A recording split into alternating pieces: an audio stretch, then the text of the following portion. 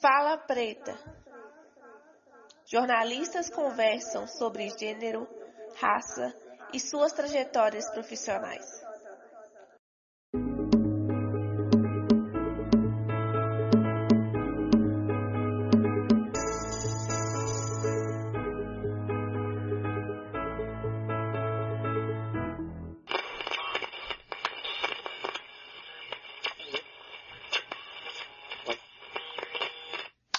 Olá, meu nome é Larissa e você está ouvindo o podcast Fala Preta.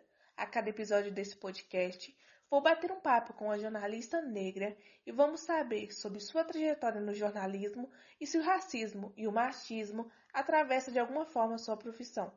A minha convidada de hoje é Milena Santos. Milena, para começar, vou pedir que você se apresente, por favor. Eu sou Milena Giovana, atualmente tenho 25 anos, vou fazer 26 em 2024. Sou formada em jornalismo pela UFMG, formei em 2022, então estou indo para os meus primeiros 2 anos de formada, faço 2 anos de formada agora em agosto. E hoje eu integro a equipe de mais conteúdo do Jornal O Tempo. Eu entrei lá recentemente, tem 5 meses que eu estou no jornal, no momento em que a gente faz essa entrevista, né? Tem 5 meses que eu estou lá. E eu fui convidada para trabalhar assim, fazer um teste. E depois, né, eu passei no teste, graças a Deus, pela Keila Ariadne, que é a minha atual gestora, né? E foi a minha primeira oportunidade em uma redação. Então está sendo um momento muito especial para mim, porque eu sempre quis trabalhar em uma redação de jornal. Acho que todo jornalista tem um desejo de pelo menos passar por uma redação de jornal em algum momento. Todo talvez esteja sendo muito genérica, mas é boa parte, né, para poder entender como é.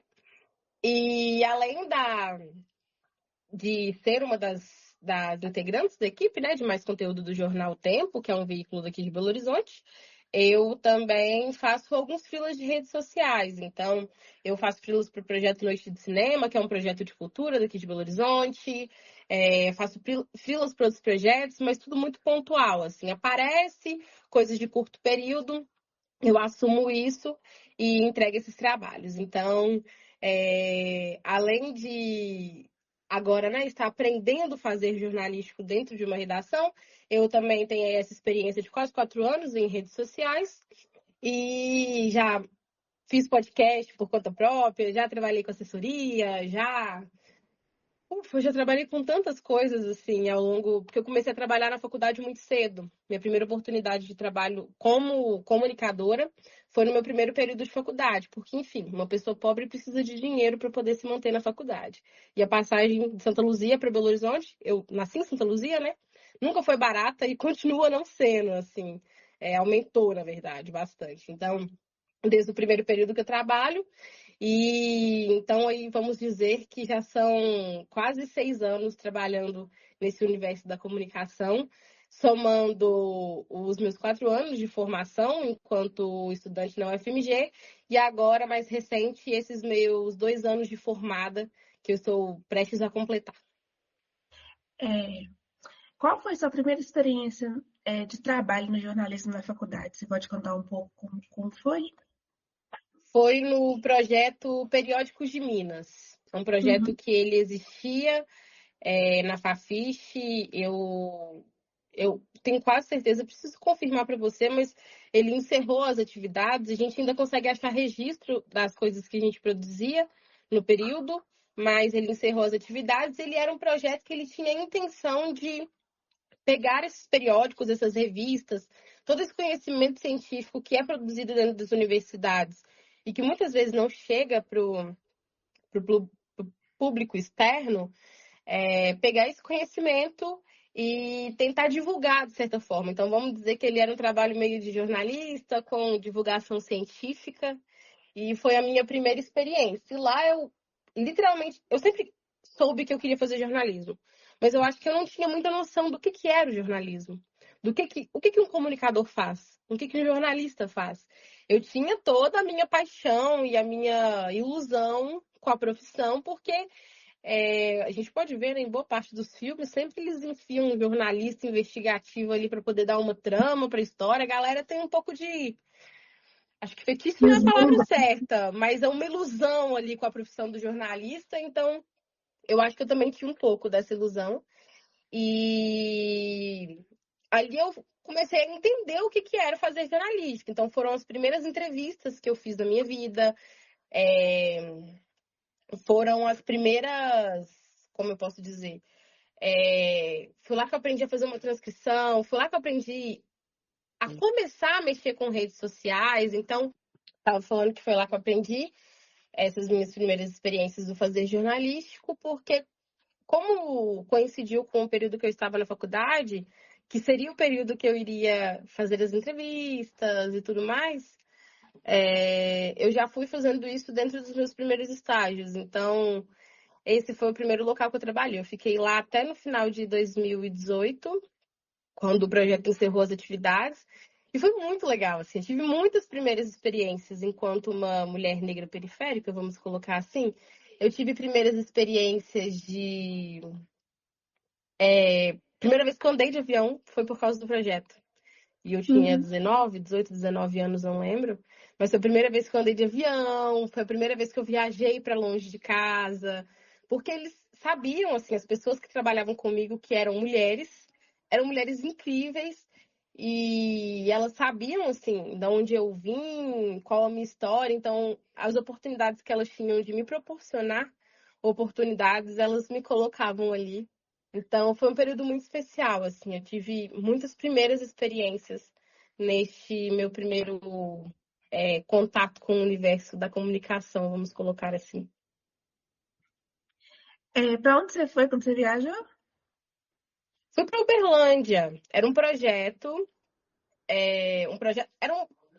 dentro do projeto, vamos colocar assim, né? Era uma atividade que a gente estava fazendo, que era tinham vários encontros, tipo seminários, em várias faculdades mineiras. Então, Uhum. algumas eu viajei só em uma delas, porque elas literalmente conseguiram encaixar ali um orçamento para me levar, porque eu era uma estagiária, então eu não ia junto. Mas Uhum. nesse último, que foi para Uberlândia, elas me levaram com elas e foi muito legal, assim. Foi a primeira vez que eu conheci outros locais de Minas Gerais. Eu nunca tinha saído de Belo Horizonte, região metropolitana. Então foi muito legal, assim, ir para Uberlândia, ficar longe dos pais pela primeira vez. São experiências marcantes, né? Então foi um local muito especial para mim. A minha primeira viagem, assim, que eu saí de Minas também foi no estágio que eu fazia. Eu fui para São Paulo. Para mim foi tipo assim, uau, eu tô em São Paulo. É Era uma coisa incrível, é muito bom. que E fica você muito. se sente, eu acho engraçado que você se sente a pessoa mais especial do mundo, né? Assim, meu Deus, eu sou uma grande executiva de uma grande multinacional Eu me para uma sentia. estagiária. Mas é um momento muito marcante, assim, na vida né, pelo menos na minha história, assim, na vida de uma menina preta, periférica, assim, de uma família humilde, os meus pais ainda andaram de avião, sabe? Então, assim, eu acho que, tirando meu irmão mais velho, que já é formado, eu fui a primeira pessoa da minha família a andar de avião. Então, são coisas marcantes, né? Quando você tem gente aí andando de avião com 2 meses, eu demorei 19 anos. E pode parecer muito bem-estar e andar de avião, mas tem o seu. São coisas especiais, assim. Quando você é uma pessoa que vem de uma família humilde, são coisas muito marcantes mesmo. É uma coisa que você não tem acesso, né? Não é acessível para os outros, mas não é para você. Eu Uhum. mesma senti a própria executiva saindo, tipo assim, do táxi em Nova York, sabe? Quando a gente vê aqueles filmes da O menina Diabo recebendo Veste café na mão. Prada! Isso! Eu me senti, uau, eu sou muito importante. Mas pra gente né? Eu ainda não andei de avião ainda, é uma coisa que tá nas minhas metas. Ainda não andei, mas vai rolar. É, você falou um pouco desse deslumbre seu que você tinha do jornalismo, quando você era adolescente, criança e tal, da profissão. Você lembra qual foi o seu primeiro contato com a profissão? Fazer questão de saber que a profissão existia. Assim, em saber que a profissão existia, a minha família Vou contar um caso, né? Que eu gosto de contar caos. O jornalista gosta de contar caos. Tranquila, à No meu vontade. primeiro ano de faculdade, eu tinha um professor incrível, que eu não vou falar o nome dele, mas enfim. Tinha um professor incrível que ele dava uma matéria de som e sentido. E aí, ele pediu pra gente fazer na primeira aula, literalmente a primeira aula, assim, que era aqueles momentos de conhecer os alunos, ele pedia pra gente se apresentar e falar de um som marcante. Para que a gente lembrasse, né, assim, que era marcante para a nossa vida. Foi engraçado porque nesse dia aconteceram duas coisas muito interessantes, duas percepções muito interessantes da minha parte. A primeira percepção é o quanto que o jornalismo ele sempre esteve presente na minha vida. Por que que eu falo isso? Porque o som que eu escolhi, o som marcante, era o som do meu pai ligando o radinho de manhã e colocando no jornal. Porque eu cresci escutando antes de ir para a escola, né? Meu pai bem cedinho ia, ligava o, o rádio numa emissora de rádio que ele escuta há muitos anos, né? Assim, que ele gosta. Meu pai, ele é muito ligado à rádio. Até hoje ele escuta muitos canais de rádio. E esse foi um som marcante para mim. Então, nessa hora eu tive um estalo de, nossa, o quanto que o jornalismo ele sempre esteve presente na minha vida, mesmo indiretamente, porque o meu pai é um homem, meu pai e minha mãe, eles não concluíram o ensino fundamental, mas eles são pessoas extremamente sábias. E o meu pai, ele sempre foi uma pessoa que ele é muito ligado ao que está acontecendo no mundo. Então, dentro da minha casa, eu sempre tive muito contato com o jornalismo. Mas nesse dia eu contei isso, né? Que esse era o meu som marcante, e eu acho que também foi o meu primeiro choque de realidade de, eita, eu realmente sou pobre. Porque eu tinha um colega de sala que ele falou que o som marcante para ele, que ele se lembrava, era o som das ondas batendo numa praia de um país internacional que eu não lembro. Esse era o som marcante para ele, assim. E aquilo para mim foi tão diferente, né? Tipo assim, o som marcante para mim é o meu pai acordando 5 horas da manhã para poder ir trabalhar e ligando o radinho, do meu colega, que não é nenhum demérito, né? É o que marca ele, e cada um tem o seu porquê, tem os seus momentos especiais. Não é uma comparação aqui, mas do meu colega era uma viagem internacional que marcou a vida dele, assim. E ele era novo, que nem eu, e eu nunca nem tinha andado de avião. Então, eu acho que aquele foi meu primeiro choque de realidade de, nossa, meu Deus, eu sou pobre, né? Ou que existem muitas pessoas realmente ricas.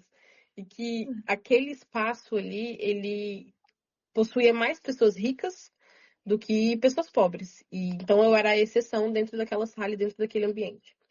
Enfim, contei esse caso para poder falar que o jornalismo sempre esteve presente na minha vida, né? Por causa desse meu contato, desse contato do meu pai com o jornalismo, mas eu acho que é a primeira vez que eu bati o martelo de que, uau, talvez eu queira fazer jornalismo, foi na Copa do Mundo de 2014. Tinha uma jornalista entrevistando alguns torcedores na frente de um estádio. Essa jornalista, eu não sei se ela era correspondente, eu sei que ela estava conversando com torcedores daqui, mas eu sei que o jornal. Eu não lembro se o jornal era daqui. As coisas são meio confusas na minha cabeça. O que eu lembro é da jornalista. Da roupa que ela estava vestindo. Ela era uma mulher branca. Ela estava usando Ela estava com o microfone conversando com as pessoas. Literalmente fazendo. Não o povo fala, né? Fazendo ali um pré-jogo. Vamos colocar assim. Ela estava fazendo um pré-jogo. E naquele momento eu vi aquela mulher no meio daquele monte de homem, mas ela para mim parecia a pessoa mais imponente, mais inteligente daquele espaço. Ela estava no local de entrevistar. Ela detinha, mesmo sendo mulher, ela detinha o conhecimento para estar ali conversando com aqueles homens sobre futebol, que é um esporte ainda, infelizmente, muito masculino. Então, foi muito especial para mim, assim, porque eu bati o olho e falei, eu quero ser que nem essa mulher. Então foi naquele momento, eu acho que eu não lembro se eu tinha 14 para 15 anos, enfim. Foi na Copa do Mundo de 2014, eu vou fazer 26, eu tinha 14 para 15 ou 16, 15 para 16 talvez. E foi naquele momento que eu decidi que eu queria fazer jornalismo, assim. Vendo aquela mulher, e também porque eu cresci com um pai que sempre falou que o estudo era. Eu sou muito próxima dos meus pais, então vou citar eles aqui em vários momentos. Mas eu cresci em uma família que Meu pai sempre falou que o estudo, a gente tinha que estudar muito para ser alguém na vida. E meu pai sempre assistiu muita televisão, né? Diversão de pessoas mais humildes, assim. Ainda hoje, para muitos, é a televisão. É ali que você conhece o mundo, né? É ali que você viaja, é ali que você tem contato com as coisas. Então, meu pai, ele via bastante Globo Repórter. E meu pai sempre falava da Glória Maria, mas muito no lugar de, ah lá, ó, ela é uma preta bem-sucedida, ela é uma preta que deu certo na vida. E que quando eu falo preta, assim, meu pai é um homem negro retinto, e eu acho importante demarcar algumas coisas que existem mudança de geração.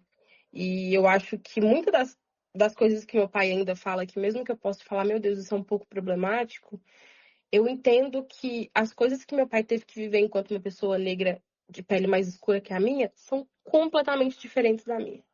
Meu pai passou fome, meu pai passou muita dificuldade na vida, então, assim, eu sei que ele fala algumas coisas que às vezes podem ser lidas como problemáticas, mas eu gosto de pensar que eu tô falando com uma pessoa de quase 60 anos, que vai fazer 60 anos agora, e são gerações completamente diferentes. As experiências que eu tenho são muito diferentes das experiências que meu pai teve. A vida do meu pai foi muito dura. Não que a minha tenha sido fácil, mas a dele foi muito dura. Então, eu pontuei isso porque ele colocava ali a Glória Maria, ele falava, ela é uma preta que deu certo, ela é uma preta bem-sucedida. Então ele falava isso pra mim como se, falando, você tem que ser que nem ela. Não enquanto jornalista, mas ali muito no lugar de, a Glória Maria foi uma grande referência para muitas pessoas pretas. Ela estava na televisão, gente. Todo Uhum. domingo, Globo Repórter, ela estava na televisão. Então, eu acho que ela foi e ainda é, para muitas pessoas pretas, assim, como meu pai sempre falava, uma referência de uma pessoa bem-sucedida. Então, Ela é. assim, meu pai falava ali, ó, você tem que ser que nem ela, tem que estudar para ser que nem ela.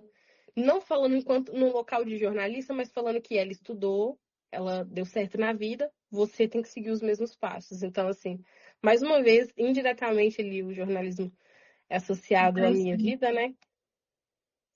Você falou um pouco da sua entrada na faculdade, você percebeu que existiam pessoas muito ricas, de verdade no mundo, assim, é uma coisa que também eu percebi. Eu vi a gente fazendo, mais nova que eu fazendo viagem internacional, eu ficava, meu Deus do céu, tipo assim, como assim? Como O assim? primeiro ano de férias, Larissa, eu fiquei chocada, porque no meu primeiro ano de férias, depois que eu entrei na faculdade, eu tava indo pro segundo ano, eu vi as fotos no Instagram, né?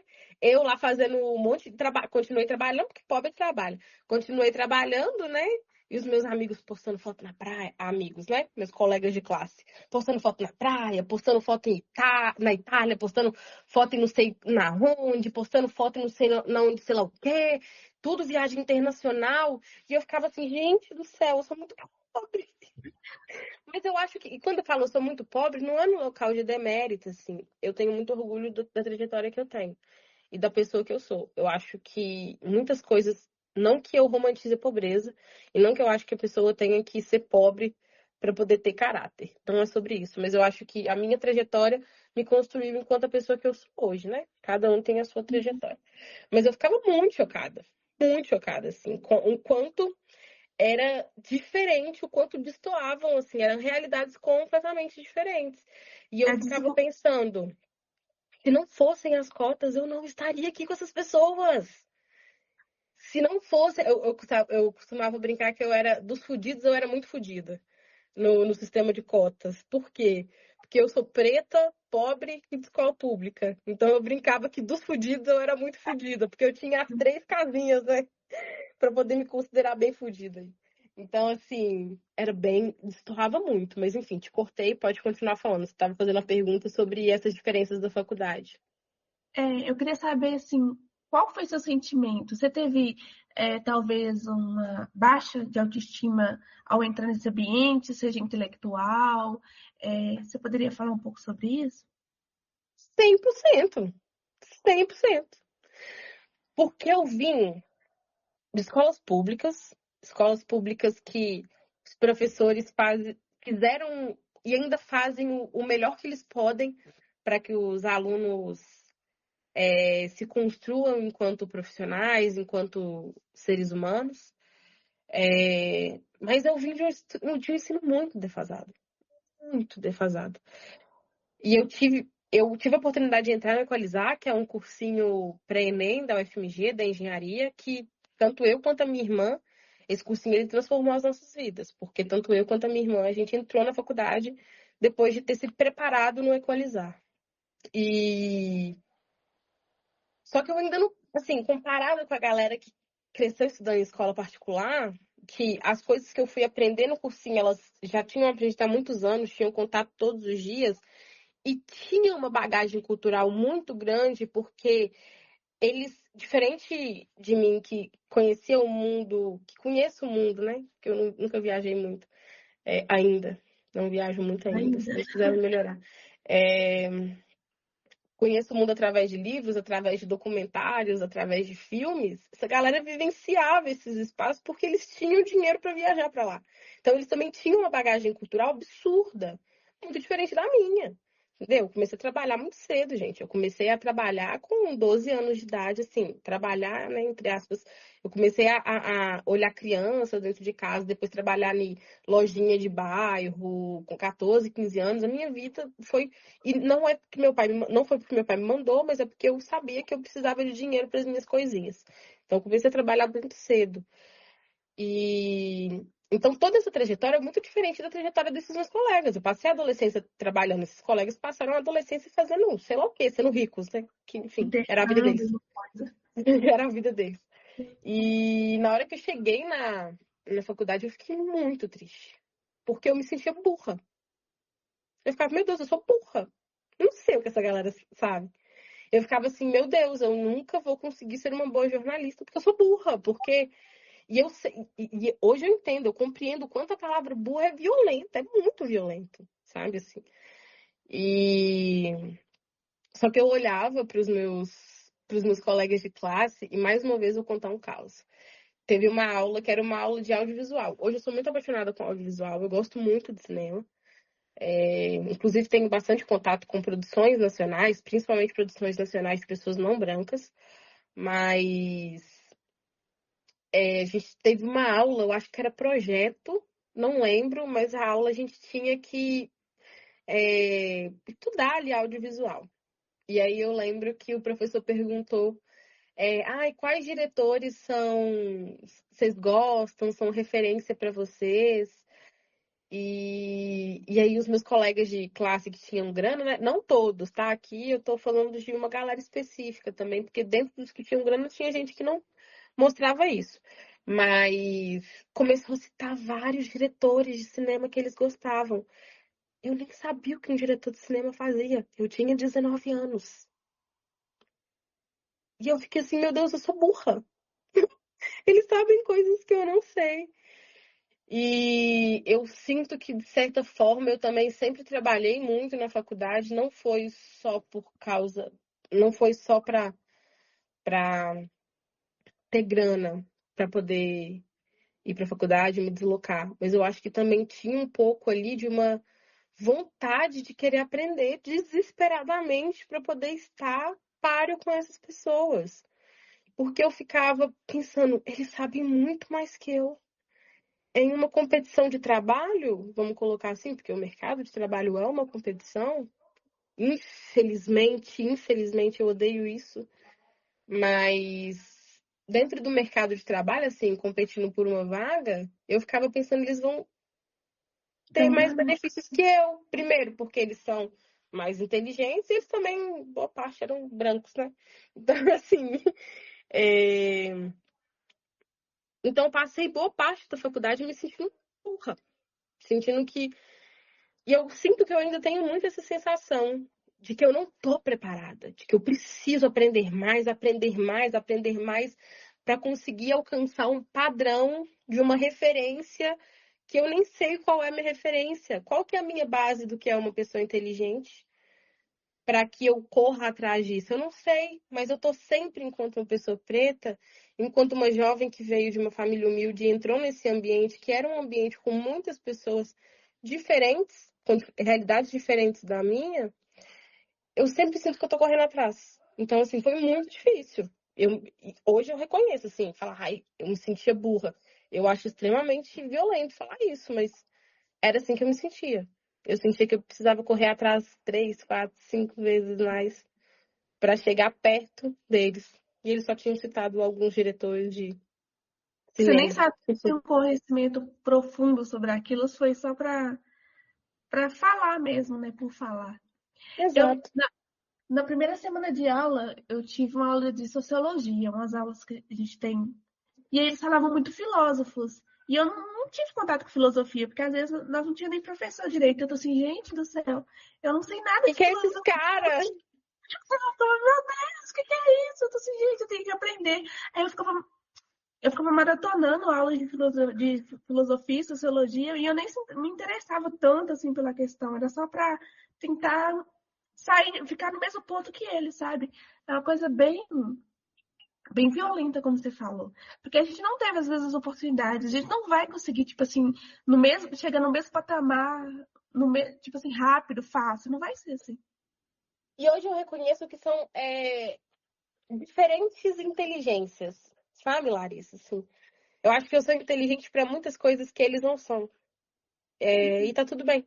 Assim, claro que o ideal, claro que as minhas experiências de inteligência, elas vêm muito de uma realidade muito difícil. O ideal é que todo mundo tivesse uma qualidade de educação para ficar páreo, mas infelizmente vivemos num mercado numa sociedade capitalista e seria muito utópico da minha parte acreditar que vamos chegar em um momento em que todos terão a mesma educação. Não, eu não sou tão iludida mais. O mundo me deixou um pouco mais cascuda. Embora eu Eu, seja meio ingênua. Você falou um pouco sobre professores que se esforçaram para você poder, né, ter oportunidades, poder te dar um ensino bom. Você falou um pouco da sua professora assim, na nossa conversa anterior. Eu queria que você falasse mais sobre ela. E você falou também que ela foi uma das histórias, uma referência que você escreveu o seu livro, né? Aí eu queria que Eu você contasse. entrevistei ela no meu TCC. Porque o meu Uhum. TCC eu falei sobre. é, Eu escrevi um livro-reportagem sobre pessoas pretas. Como essas pessoas. A ideia central, a pergunta que norteava o meu TCC é como é ser uma pessoa preta no Brasil para você. Por quê? Porque eu li, né, o livro da Neuza Santos, Tornar-se Negro, e ele é um livro curtinho, de mais ou menos 32 anos, eu não sei hoje quanto tempo ele tem, não lembro a data exata da publicação, mas eu achava ele muito triste, porque eu li alguns relatos nesse livro e eu percebia o quanto as pessoas eram amarguradas por serem pessoas pretas. O que eu queria entender eram duas perspectivas. O que você passou de racismo na sua vida, como isso te marcou, e para você o que era ser uma pessoa negra hoje. E eu fiz meio que uma linha do tempo em que algumas pessoas sentem orgulho de ser negros hoje, algumas pessoas migraram, transformaram esse orgulho em algo, então criaram projetos, desenvolveram alguma coisa. Algumas pessoas ainda sentem as marcas de ser uma pessoa negra no Brasil, como o meu pai. Eu entrevistei o meu pai. E algumas pessoas sentem a dor do quanto que essa ferramenta que é o racismo, infelizmente, o quanto que isso destrói vidas. E aí eu falo de pessoas negras de pele clara, como eu e como outras pessoas de pele mais clara que eu entrevistei, e o quanto isso é confuso na cabeça da pessoa. Mas uma das pessoas em que eu entrevistei ele, muito nesse campo do orgulho, talvez, foi a minha professora Guiomar, que é uma mulher maravilhosa, maravilhosa, maravilhosa. Guiomar é uma das mulheres mais incríveis que eu já conheci na minha vida. Minha mãe é uma mulher branca, que é uma grande referência para mim. Eu amo a minha mãe, porque ela é minha mãe, né? Por todas as coisas que a gente já passou. Mas, embora dentro de casa eu não tive essa referência de mulheres. Minha mãe nasceu de uma mulher negra, né? Embora tenha a pele clara. Mas eu tive referências ao longo da minha vida de mulheres negras incríveis, e a Guiomar é uma delas. Então, a Guiomar, ela acreditava muito em mim, assim. E eu acho que muitas das coisas boas que aconteceram na minha vida foram porque mulheres negras acreditaram em mim. A Guiomar acreditava em mim e, assim, o período do ensino médio foi muito violento pra mim. Eu não era bonita, nesse padrão de beleza que as pessoas imaginam, né? Eu tava em transição capilar, então meu cabelo era. Não, eu não entendia o meu cabelo, eu não entendia a minha personalidade. Então eu era tido como a feia, né? Mas eu era engraçada e inteligente. E eu me apoiava na minha inteligência pra ser alguém. E a Guiomar percebia que eu era esforçada, assim. Porque eu acho prepotente falar eu sou inteligente. Ela percebia que eu era esforçada e que eu tinha uma potência ali que precisava ser trabalhada. E ela acreditava muito em mim, assim. Eu lembro que eu entregava textos pra ela e ela elogiava e ela assim me apoiava. Eu acho que eu posso dizer assim, ela me apoiava, porque e eu acho que isso foi muito importante, porque graças a Deus eu tive muito apoio dentro de casa, muito apoio, e eu tenho uma família tecnicamente estruturada, né? Porque eu cresci com pai e mãe, e eu sei que essa também não é a realidade, infelizmente, de muitas pessoas no Brasil, porque a gente tem muitos pais que abortam, né? Que abandonam seus filhos. Mas eu, por mais difícil que tenha sido a minha infância, eu tive uma infância boa e eu tenho uma família maravilhosa. Uma família que eu amo muito. Eu tive muito apoio para ser jornalista. Mas eu também tive muito apoio na rua, assim. E eu tento transferir esse apoio que eu tive para outras pessoas negras mais novas que eu. Porque eu sei o quanto que escutar dessas pessoas que eu era boa, que eu ia ser alguém na vida, que eu ser elogiada, assim, sabe? Assim, receber palavras de afirmação, o quanto que isso fez diferença para minha vida. E o quanto que eu sei que isso faz diferença para outras pessoas, assim, porque não nos é dadas, né, muitas oportunidades. A gente não vislumbra enquanto pessoas pretas periféricas. Hoje eu acho que um pouco mais, assim, mas as pessoas não costumam nos dar muitas possibilidades, tipo, você vai formar numa faculdade federal. Hoje isso daqui dentro da minha casa é uma realidade, porque a gente já está indo para a segunda filha que vai formar numa universidade federal. Mas assim, para muitas pessoas que moram aqui onde os meus pais ainda vivem, isso não é nem cogitação, entendeu? Assim, e muito porque eu acho que eles não sabem a potência que eles têm para se desenvolver, porque ninguém nunca falou. Se ninguém te lembra que você dá conta, que você é boa, que você pode se desenvolver, você vai. O mediano e o confortável é o local onde você tem que ficar. Então a Guiomar, assim, ela ainda é, pra mim, uma das mulheres mais incríveis que eu já conheci na minha vida. Porque ela passou por muitas coisas enquanto uma mulher negra retinta mais velha. Então, ela fez faculdade há muitos anos atrás, na UFMG. Então, as coisas que ela vivenciou lá foram 3, 4, 5 vezes piores do que estavam quando eu cheguei, né? Então, a Guiomar, assim, ela. Acho que se todo mundo tivesse uma professora como a Guiomar, talvez a gente tivesse mais pessoas pretas conseguindo transformar suas vidas por meio da educação, assim, porque ela acredita muito na educação e eu acho que o educador precisa acreditar na educação.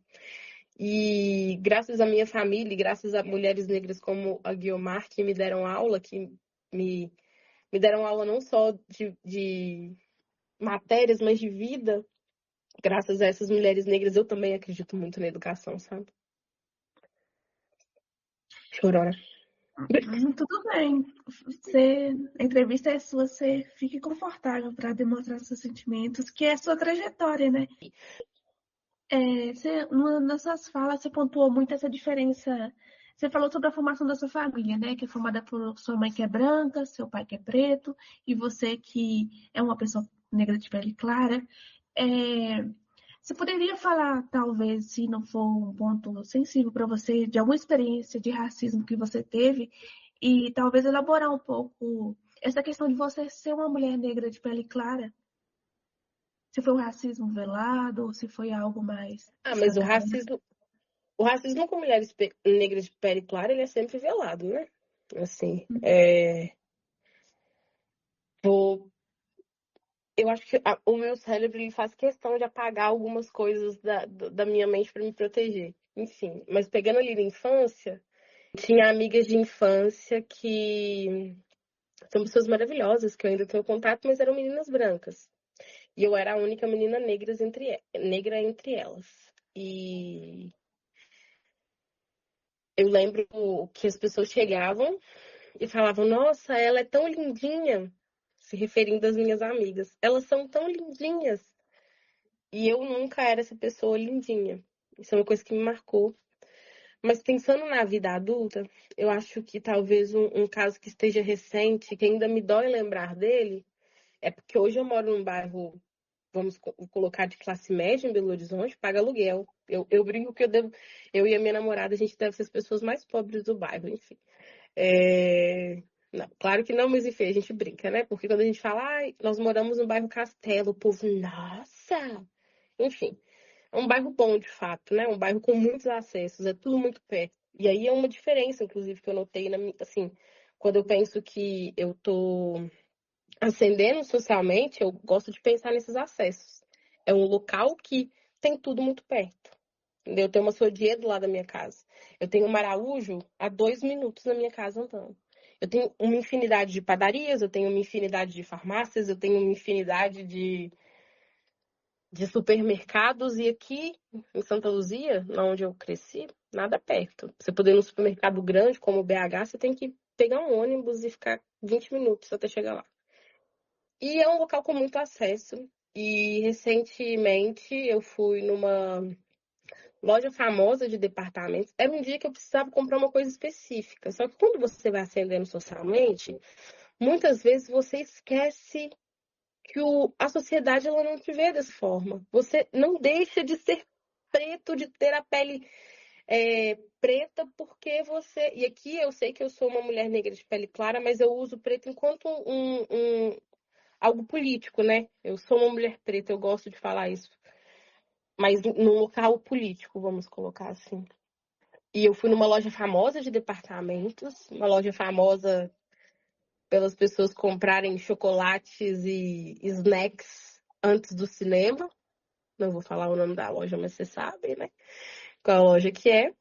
E tem uma bem perto da minha casa, assim, 10 minutinhos. E era um dia que eu tava, assim, na correria. Então, o que que eu fiz? Eu sou de candomblé, então sexta-feira eu costumo usar branco. Eu botei uma blusinha branca, uma calça branca. Meu cabelo esse dia tava triste, tadinho. Seco, precisando de uma hidratação, mas eu ia hidratar ele no outro dia, então eu só juntei meu cabelo em coque e botei um chinelo. Normal. Eu não estava super arrumada, longe de super arrumada, mas eu não estava bagunçada. Estava eu e a minha namorada, nós fomos até essa loja de departamento e chegando nessa loja de departamento, eu fui direto no corredor onde eu queria buscar a coisa que eu precisava. E fiquei olhando. Passei e fiquei olhando. Eu sempre entro nas lojas do Bom Dia e tal, não tinha ninguém lá perto. As pessoas estavam no caixa. Entrei e fui direto para um corredor, assim, mais no fundo, porque eu queria olhar uma coisa específica. E a minha namorada veio desesperada atrás de mim, falando: Amor, pelo amor de Deus, não faça isso. Porque a mulher, ela tá olhando para você lá de fora, assim. Porque você entrou e foi direto para um local. Olha, uma coisa simples. Eu entrei e me dirigi até o corredor que eu gostaria de fazer uma compra. E a mulher já ficou alarmada, entendeu? E aí ela até falou assim, inclusive, vamos sair daqui, pelo amor de Deus, porque eu não gosto de ficar escondida. Não gosto de ficar longe da visão. Minha namorada também é uma mulher negra de pele clara, então ela falou, não gosto de ficar longe da visão das pessoas da loja, para eles não acharem que a gente tá roubando alguma coisa. Aí eu lembrei, né, que eu sou preta. Eu sou preta. Beleza. E já fiquei puta. Sabia o que eu queria, peguei o que eu queria. E me dirigi ao caixa. E a mulher o tempo todo com os olhos grudados em nós duas. Em mim e na minha namorada. Chegamos ao caixa. A moça do caixa, muito gente boa, muito educadamente, falou: preciso bater uma meta de Pix. Será que vocês podem fazer o pagamento em Pix? Eu falei: claro. A gente faz o pagamento em Pix. E coloquei lá pro Pix poder o QR Code. Só que o Pix ele tinha saído da minha conta, mas ele não estava sendo processado pela loja. Então a gente tinha acabado de passar por uma situação em que a gente já estava com os 2 olhos da querida que estava lá na porta, grudados nas nossas costas, e o Pix não estava passando. Eu falei: pronto, a mulher vai achar que a gente quer dar um golpe. E aí, tentamos de novo, o Pix não processava, eu comecei a ficar nervosa e virei pra ela. Aí ela chamou, aí a moça viu o que estava acontecendo, a mesma que ficou olhando feio pra gente, e chegou perto e falou: tem alguma coisa acontecendo aqui? Com aquele olhar de sei que vocês estão querendo nos roubar, sabe? E, e aí eu pedi a moça para cancelar a, a transação via Pix e falei que ia pagar no débito. E aí paguei, deu tudo certo, mas a moça não saiu de lá em nenhum momento. E ela ficava com aquele olhar, e a gente sabe qual é o olhar. Quem é preto, né? Sabe qual é o olhar. Olhar de estou de olho em vocês, vocês não vão nos roubar. E eu saí de dentro da loja tão ferida, porque pode parecer uma coisa muito boba, né? Assim, mas por mais que eu seja jornalista e esteja trabalhando num local legal e ganhe um salário legal, que é muito diferente da minha família, por exemplo, eu isso nunca, jamais vai me blindar de ser uma pessoa preta. Só que eu acho que por um momento eu esqueci. E aí, esse dia eu fiquei muito ferida, eu fiquei muito chateada.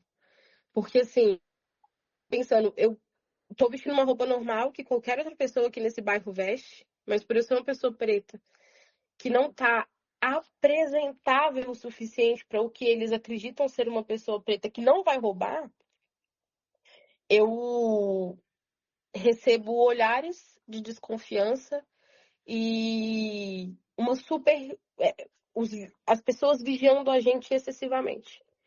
E o que eu levei disso é que eu não gosto de ficar sozinha em corredores de loja em que não tem um funcionário me vendo. Porque eu tenho medo de que eles acreditem que eu esteja roubando. E nesse dia eu chorei quando eu cheguei em casa, porque eu lembrei o quanto que eu não posso me permitir simplesmente botar uma roupa comum e sair na rua. Porque se eu não tiver 100% apresentável, se eu não tiver 100% impecável, eu provavelmente vou ser confundida com uma ladra, infelizmente. Então, assim, recente que eu passei, eu lembro disso, sabe? Porque eu acho que, felizmente, muitas vezes eu realmente, propositalmente, fico alheia aos pequenos racismos diários para viver. Mas eu acho que toda vez que você. A relação de pessoas pretas com estabelecimento de consumo é muito complicada, né? A gente sempre tem uma história como essa para contar, infelizmente. Então, uma lembrança aí que eu tenho de uma situação de racismo tem essa, assim. No jornalismo, especificamente, eu não consigo me lembrar. Já recebi olhares meio que, você é jornalista? Enfim, né? Aconteceu recentemente de eu ir em um espetáculo de esporte, espetáculo esportivo, e eu fui fazer uma pergunta pro segurança. Tipo, eu sou jornalista, será que tem como eu dar a volta ali? E aí ele olhou assim, você tá com seu crachá aí? Assim, eu sei que o serviço dele é questionar, né? Ele tá ali para fazer a segurança do espaço. Não tô questionando segurança por ter me questionado. Ele provavelmente teria que pedir o crachá de todo mundo que chegasse e falasse, quero dar a volta por ali, será que eu sou porque eu sou jornalista, será que eu posso? Mas o problema do racismo velado, especialmente com pessoas de pele clara, tá no olhar, tá na maneira como o corpo da pessoa reage a alguma coisa, tá na forma como as pessoas te tratam. Então, assim, é muito indireto, é muito sutil, muito sutil. Se você não estiver com os dois olhos bem atentos e com tudo muito apurado ali, você não vai perceber. Então, enfim, né? Eu acho que eu ainda estou muito no início de carreira, tenho certeza que eu vou passar por outras situações bem, infelizmente, bem piores, né? Das pessoas duvidando de mim, porque eu não sou o que as pessoas acreditam que seja o perfil de uma jornalista, né? Eu, jornalista, sou uma mulher negra, eu sou uma mulher gorda, jornalista, enfim, ainda tem muita pedra para rolar. Vamos colocar assim. Eu acredito que você possa passar, mas eu acho que você tem força, né? Como você está demonstrando ter força para lidar, apesar que força é uma palavra que eu não gosto. Porque a gente é obrigada a ser forte, né? Exato. E é isso que é o que mais me dói, assim. A gente tem que o tempo todo ser algo. A gente não É. pode só existir. Não Por pode exemplo, ser eu brinco espontânea, né? muito, que com os meus colegas que eu queria muito ser só mediana. Não nos é permitido, enquanto pessoas pretas, você ser mais ou menos, você ser mediana. E você mesma se coloca nesse local de estar o tempo todo se cobrando o tempo todo, o tempo todo. Eu preciso ser boa, eu preciso ser boa. Isso faz muito mal para nossa saúde mental. Mas a gente está o tempo todo nesse local de preciso ser boa, preciso ser boa, preciso ser boa, enquanto as pessoas brancas estão só vivendo. Sendo mediana, E assim. a gente tá ali desesperado, entendeu? Tipo, meu Deus, eu preciso ser impecável nisso. E aí, dessa sua necessidade exacerbada de querer ser impecável, que vem a cobrança que te ferra com a saúde mental. Porque quando, pelo menos eu sou assim, aí eu trato em terapia. Eu sou muito pouco empática comigo mesma quando eu erro. Eu fico apavorada. Eu acho que errei, meu Deus, sei lá, vai acontecer alguma desgraça, eu vou ser demitida. Assim, uns erros besta, besta, besta, besta, besta. Mas a gente não se permite errar, porque a gente tem que ser sempre impecável. E isso é terrível. É horroroso. A gente tem que sempre ser forte, sempre impecável, sempre apresentável. Você não pode. E não que eu não tenha ambição na vida, mas eu falo que quando eu brinco que eu queria que nos permitissem ser medianos, é porque a gente tem que ser sempre incrível. Se você não for a mais incrível, aluno de destaque, não sei o quê, você não é nada. Entendeu? Assim, você tem que ser sempre impecável. Isso é sufocante. Porque às vezes eu queria só sentar na minha mesinha e fazer meu trabalho bonitinho, sem a pressão de ter que ser perfeita. Porque quando eu erro, aí eu quero. Aí eu me sufoco com a minha própria autocobrança. Porque a gente cresceu ouvindo. Preto tem que ser 3, 4 vezes melhor. Gente, isso é muito doentio. É muito. Assim, é muito doentio. Da mesma forma que, trazendo um paralelo, as mulheres, né, no geral, as mulheres têm que ser sempre melhores porque senão elas não serão vistas. As pessoas pretas têm que ser sempre impecáveis, porque o erro dela vai ser muito mais julgado e muito mais apontado do que uma pessoa branca. E aqui nós temos um exemplo muito, muito palpável disso, que é a Maju. Quando a Maju, ela começou a apresentar, era aquele jornal da Zuma, eu esqueci. Eu não sei se era ele ou se era o Fantástico, eu acredito que era o Fantástico. E as pessoas pegavam coisinhas erradas que ela falava, tipo, estou falando aqui, eu pronuncio o nome de uma pessoa errado. E a pessoa caía matando em cima da Maju. Mas, gente, você trabalha com comunicação. Às vezes você pronunciar o nome errado, às vezes você falar uma coisa errada e se retratar ali no mesmo momento, é normal. Faz parte do jogo. Mas esses erros não eram permitidos para Maju, porque eu não me recordo, e eu posso estar sendo muito ignorante aqui, mas eu não me recordo, na minha existência enquanto uma pessoa, de outro jornalista que esteve na posição dela ter sido massacrado como ela foi. Eu não me recordo. E aí tá a prova de que a gente tem que ser impecável. Se a gente não for impecável, as pessoas vão julgar, né? Acho que o problema nem é a ambição, né? Porque a ambição é bom ter, mas a questão é de você não ter opção, né? Tirar a sua opção de poder, às vezes, porque nem todo mundo é maravilhoso, impecável sempre. Às vezes a gente tá mais ou menos, e a gente não pode ser mais ou menos, tem que ser sempre. Eu só queria ser mais ou menos, sabe assim? Não quero ser incrível, eu quero ser boa. O suficiente para manter o meu trabalho e tá tudo certo. Uma coisa que você falou também, que eu queria compartilhar, é que eu moro perto do Castelo, assim, que é um bairro de classe 1. Não vou falar que ele é rico, não, porque eu acho que a maioria é mentira rico. Mas assim, eles têm Mas eu mais também dinheiro. acho! É super mentira rico. É classe média que acha que é rico. Me É. poupe.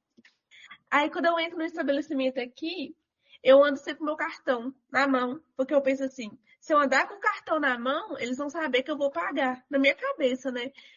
Eu, tipo, quase nunca abro bolsa. Tipo, mochila, eu ando com ela fechada Não, nas costas. jamais. Se eu tô de sacola, eu entro dentro do local, aí eu vejo onde tá a câmera, eu faço assim, ó, eu amarro a sacola na frente da câmera lentamente, tipo, eu não tenho a pretensão de levar nada desse estabelecimento sem pagar.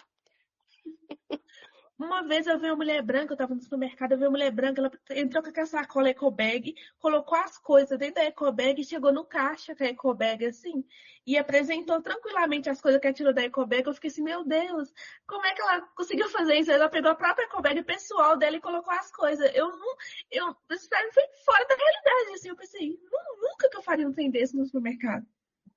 Não, assim, quando eu tô de eco bag, quando eu tô com alguma sacola que eu levo pra poder colocar as compras, e ela tá dentro da minha mochilinha, por exemplo, que eu ando com uma mochilinha, é, na hora que eu tô passando no caixa, eu pego a sacola, que tá dentro da minha mochila guardada, abro na frente da moça e mostro, não tem nada aqui, tá?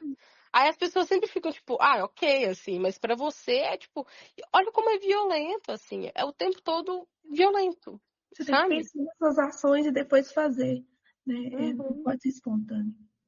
É uma coisa que a última pergunta que eu queria fazer para você é se quando você está no ambiente de jornal, profissional, seja nesse estágio, nesse trabalho e os trabalhos que você teve, se você já percebeu é, uma pauta a ser falada por você ser uma mulher negra. Não sei se você conseguiu me entender, mas por você ser uma mulher negra, você percebeu que aquilo ali era importante, entende?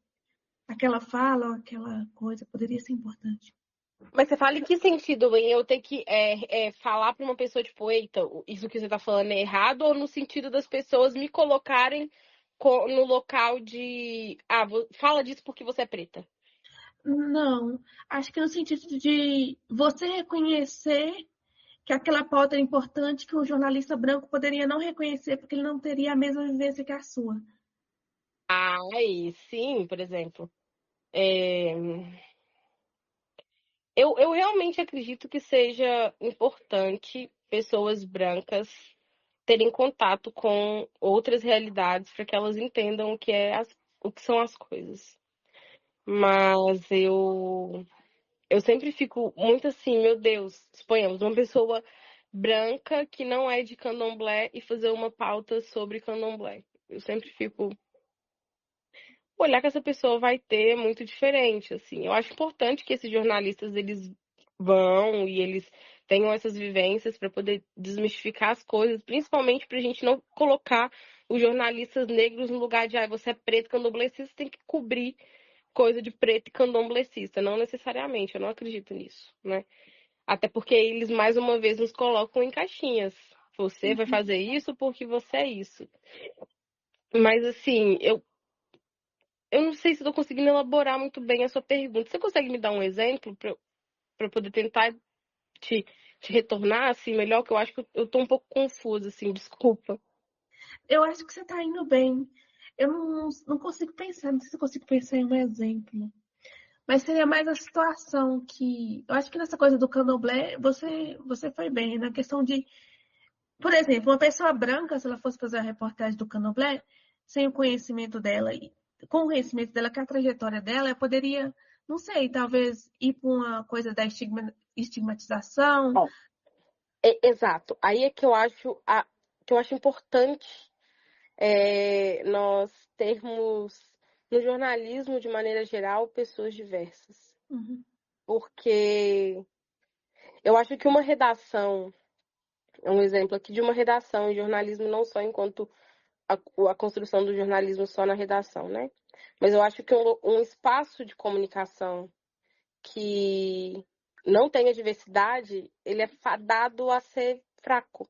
uhum, Porque como você quer falar de uma questão específica que aconteceu com uma pessoa negra, se você não tem pessoas negras ali dentro? E aqui não é do lugar, mais uma vez, que pessoas brancas não possam fazer coberturas ou tratar de pautas sobre pessoas negras. Porque o olhar que a gente dá para aquilo enquanto uma pessoa negra é completamente diferente. uhum, Vamos suponhamos que eu estou indo fazer uma cobertura de uma pessoa que foi violentada no sentido sei lá, falaram para abrir a bolsa de uma mulher negra na hora que ela estava saindo de uma loja. Enquanto jornalista preta, e sendo uma mulher preta, aquilo ali que aquela mulher está passando vai bater em mim de uma forma muito diferente do que vai bater para uma pessoa branca. E não que eu esteja falando que uma pessoa branca não possa ser empática com essa situação, mas eu estou falando num local de que talvez o olhar e a sensibilidade que eu vou ter para aquela situação é completamente diferente. O mesmo acontece com pessoas LGBTs, por exemplo. A importância de termos pessoas LGBTs nesse espaço para a gente não reproduzir. Eu acho que, no fundo, é isso. A gente ter as pessoas diversas, pessoas pretas, pessoas LGBTs, mulheres trans, homens trans, travestis, não binários, enfim, a gente ter essa diversidade, pessoas com deficiência, a gente ter essa diversidade ali, para que essas pessoas possam dar um olhar sensível para aquilo. Porque senão, e por mais respeitoso e profissional e impecável que o colega jornalista possa ser, sem querer pode ser que ele reproduza alguma violência por ele não ter a sensibilidade que uma pessoa que vivencia aquilo tem. E, mais uma vez, não que eu estou falando que essa pessoa não vai ter essa sensibilidade, que ela não vai ser empática, mas é porque quando você vive, as coisas são diferentes, assim. Você consegue perceber pequenas nuances que talvez uma pessoa que não tem a sua vivência, ela não perceberia. Então, assim, eu não consigo lembrar de alguma situação específica neste momento. Tô tentando recordar aqui, dentro do ambiente jornalístico. Tudo bem se não tiver também. Acho que a sua resposta você já respondeu a pergunta. Assim, é literalmente a importância de a gente ter corpos diversos para a gente ter construções diversas e nos próprios olhares, assim. As pautas que uma pessoa vai propor, muitas vezes, ela vem do background que ela tem. Então, vamos Exato. fugir aqui necessariamente de pessoas pretas e LGBTs, enfim. Mas vamos supor que é uma pessoa que ela é protetora de animais. Uhum. O olhar para as ideias de pauta, para o universo que aquela pessoa vai ter é diferente. Então é importante que essa pessoa esteja em locais que produz comunicação, que nesses espaços de comunicação, para que essa pessoa consiga trazer ali essa sensibilidade e esse olhar de acordo com o background dela. E Uhum. até uma própria pessoa branca, rica e privilegiada vai poder contribuir de acordo com o background dela. Mas aqui o ponto é isso, assim, espaços homogêneos, em que as pessoas são as mesmas ali, né? Assim, elas são muito parecidas entre si. Na minha visão, é um espaço fadado ao fracasso. Porque são pessoas que vão ter as mesmas vivências, e as pessoas que vão ter as mesmas vivências normalmente vão falar das mesmas coisas. Então, assim, é literalmente a gente poder transformar os locais com o nosso olhar de acordo com o nosso background, sabe? Uhum. Acho que faz todo sentido o que você falou. Eu só queria te perguntar se tem mais alguma coisa que eu não perguntei se você queria falar, ou se tá ok. Porque até o momento as mulheres que eu entrevistei são mulheres negras, só que mais velhas. Então você trouxe uma visão de como o jornalismo tá para pessoas pretas que acabaram de sair da faculdade, por exemplo. É uma visão muito importante. Assim, eu acho que nesse sentido, inclusive, eu queria pontuar uma coisa, assim, tá melhorando.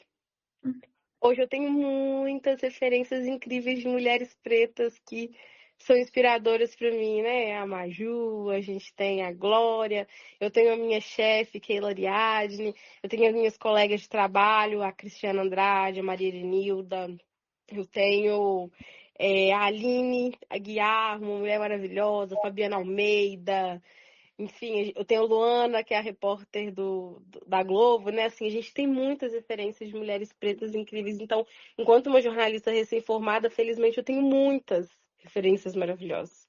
Muitas, assim, vou citar mais algumas. Márcia Maria da Cruz, Edilene Lopes, Então Correia, né? São muitas muitas jornalistas. Então, eu cheguei com o Caminho das Pedras um pouco mais organizado. E eu sou muito grata a essas mulheres negras que provavelmente aí nos seus relatos elas sofreram coisas que eu não estou sofrendo agora porque elas lutaram por mim. Então, eu sou muito grata a cada uma delas, assim. E eu acho que também, de certa forma, o meu papel é fazer um bom trabalho para que você que está chegando também tenha um caminho mais fácil do que possivelmente eu vou encontrar, mesmo a gente sendo muito parecida na idade, né? E no tempo de formação, vamos colocar assim. Mas eu sei que as minhas experiências não são tão dolorosas quanto das minhas colegas jornalistas que falaram antes de mim, que você ainda vai entrevistar, porque elas tiveram que engolir muita coisa que eu não tive que engolir. Então eu sou muito grata, muito, muito, muito grata, porque eu acredito muito na construção coletiva. E eu acredito muito que quando você se coloca enquanto uma pessoa antirracista, enquanto uma pessoa que luta pelas pessoas negras, você não pode ser hipócrita. Você tem que dar espaço e você tem que acolher, mesmo sendo um local competitivo. Enfim, eu acho que tem como a gente contribuir de diversas formas. E se hoje a gente tem um jornalismo mais diverso e um local mais amigável, empático e menos violento para pessoas como eu que estou chegando, é porque essas mulheres que vieram antes transformaram tudo isso para mim, sabe? Assim, então, temos que ser gratas a essas existências que eu tenho certeza que sofreram muitas coisas que eu não vou passar. Eu acho que é isso, assim, eu pego um mercado um mercado complicado na questão de mercado de trabalho, a gente tem que se dividir o tempo todo, fazendo muitas coisas. A gente tem muito medo, assim, eu sinto que as pessoas que estão chegando têm muito medo, porque a gente fica naquela, eu preciso de experiência, mas a qualquer momento as coisas podem acabar e a minha experiência ir pro saco. Mas é muito mais simples, assim, o caminho que eu peguei por causa dessas mulheres que vieram antes de mim. Eu acho que não só eu, como todas as outras pessoas negras que estão chegando, têm que ser gratas a essas pessoas. Porque se não fossem elas, a gente ainda tem muito para melhorar. Eu acho que a comunicação em si ainda é muito branca. Mas essas pessoas são primordiais, assim, pra gente ter um jornalismo mais plural hoje, sabe? Uhum. E elas, as jornalistas que eu entrevistei, elas têm essa coisa, eu estou aqui, eu sou importante, eu vou abrir caminho para futuras jornalistas, assim. É uma coisa muito bonita de ouvir de você, porque é o que eu ouvi delas, então faz meio que uma ligação, sabe? Da consciência de que o que você está fazendo é importante para outras pessoas, para outras mulheres negras fazerem também no futuro. E uma afirmação de que elas de fato abriram caminho, porque eu sou a prova disso. Eu sou uma pessoa preta que hoje está em um veículo de comunicação porque teve o olhar sensível e empático de uma outra mulher negra. Então, essa mulher negra que abriu o caminho para mim. E eu lembro de uma coisa que uma pessoa no terreiro falou comigo quando eu estava para entrar nesse meu local de trabalho que eu tô hoje. Ele falou comigo: você tem, primeiro, que acreditar em você, e segundo, que se lembrar de que você está ocupando um local em que outras pessoas negras não puderam estar. Então você tem uma responsabilidade com o que você faz ali dentro e com as coisas que você faz, porque aí, ó, mais uma coisa que a gente não pode se permitir só viver, porque dependendo do que a gente fizer, a gente fecha portas para pessoas como nós. Então a gente tem que estar sempre se policiando para que para poder honrar o que essas mulheres negras que você entrevistou fizeram por mim e não fechar as portas que elas custaram para abrir, para continuar abrindo portas. Então, assim, é uma confirmação de que o trabalho que elas fizeram, o esforço que elas fizeram, e infelizmente as coisas que elas passaram, transformou o caminho para que a gente pudesse chegar, né? Uhum.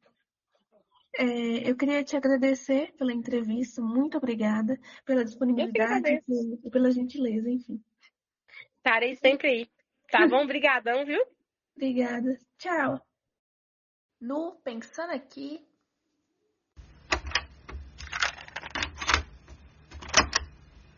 essa entrevista com a Milena me ajudou a pensar sobre como a sociedade cobra a gente excessivamente.